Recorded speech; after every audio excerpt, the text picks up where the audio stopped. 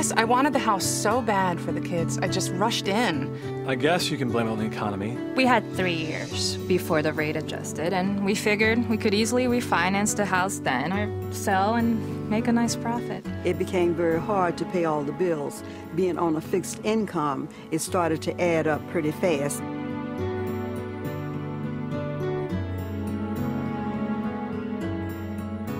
Welcome. I'm Karen, a certified housing counselor. If you're watching this, you've taken a huge step toward hopefully saving your home. This won't be the only thing you have to do. But as you will see, taking action and taking action early is vitally important. You're about to see 4 stories from homeowners who got into trouble with their mortgages. While not all of them were able to keep their homes, they were all able to avoid foreclosure.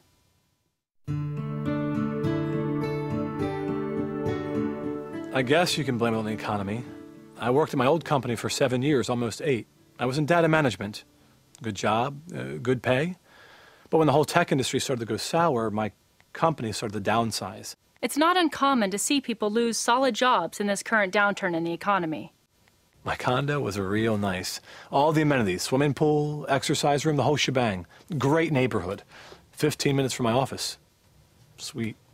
I missed several mortgage payments and ran up a lot in credit card debt.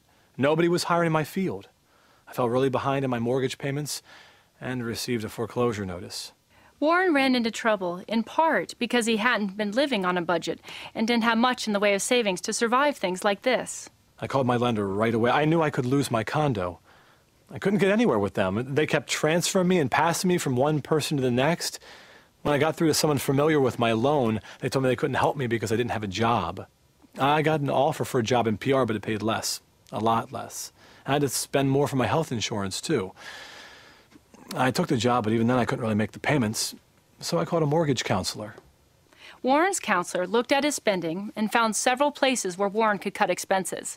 He made the necessary changes to his budget, and together, Warren and his counselor were able to work with his credit card companies to get some better terms. And best of all, his counselor was able to help Warren make the case with his mortgage lender for a plan to catch up on his mortgage payment.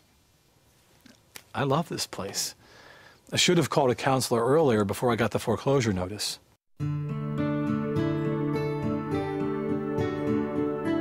About 2 years ago, Jesse started wheezing and having problems breathing. The heart, you know. Anyways, I started having some problems, and now I take 8 different medicines.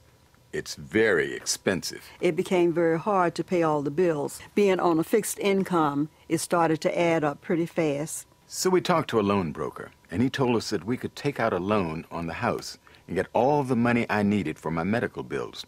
Even more, maybe.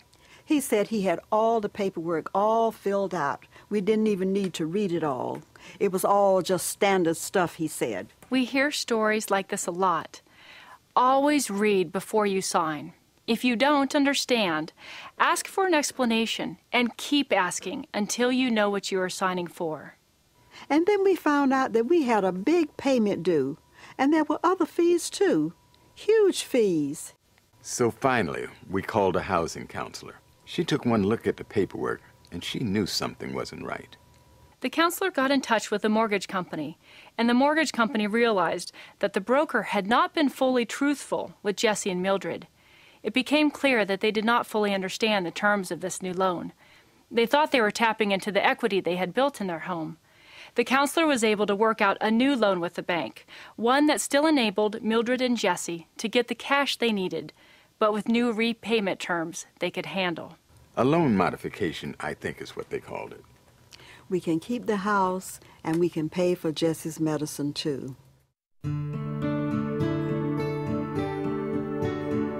Well, with the divorce, we'd all been through so much, and I wanted the kids to at least stay in the neighborhood with their friends. I used all of my savings, $5,000 to get that house. I got a good job at the local computer plant, $14 an hour. I knew it would be tight, but I wasn't prepared for all the expenses, and the bills started piling up pretty fast. My ex didn't help much. Of course, he never had any money anyway.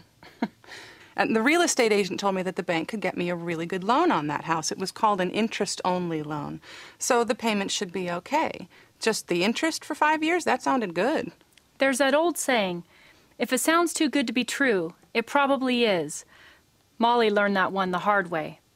The loan guy was very helpful. He filled out all of the paperwork, and the bank said it looked good, so I signed all of the papers very quickly. We moved in, and then I got the notice for the first payment. I could not believe it. It was over $1,000 a month for the interest alone.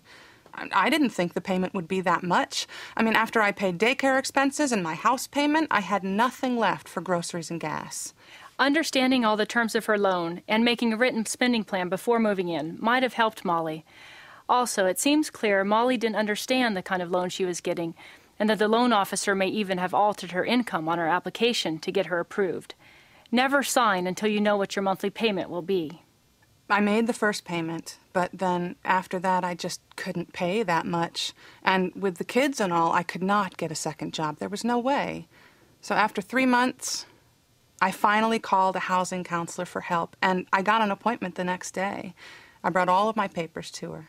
It didn't take long for the trained eye of Molly's counselor to spot trouble. Clearly, this woman had been led to believe she could afford a loan that was really beyond her means. She signed on to a mortgage she could never afford on her true salary. I guess I wanted the house so bad for the kids, I just rushed in. But I would not have gone ahead if I knew I was going to have to pay that much every month. The counselor called her mortgage servicer and explained the situation. Then they discussed Molly's options at length. She decided that, in the end, it would be best to get out from under the mortgage and move. Her lender was willing to work with her. I did have to give the house back. I couldn't keep it. But I don't owe any more payments, and I'll be able to sleep again at night.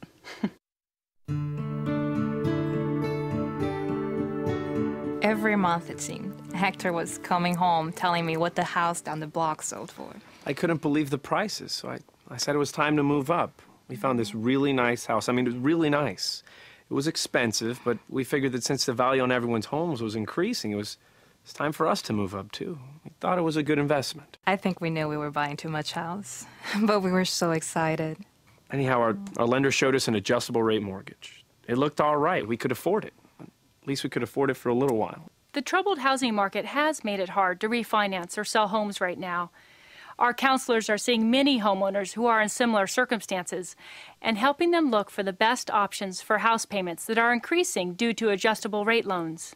We just didn't think the housing market would come down and so much. And then with the economic situation getting worse, I mean, we got hit pretty hard when the introductory mortgage rate expired and our monthly payment went way up.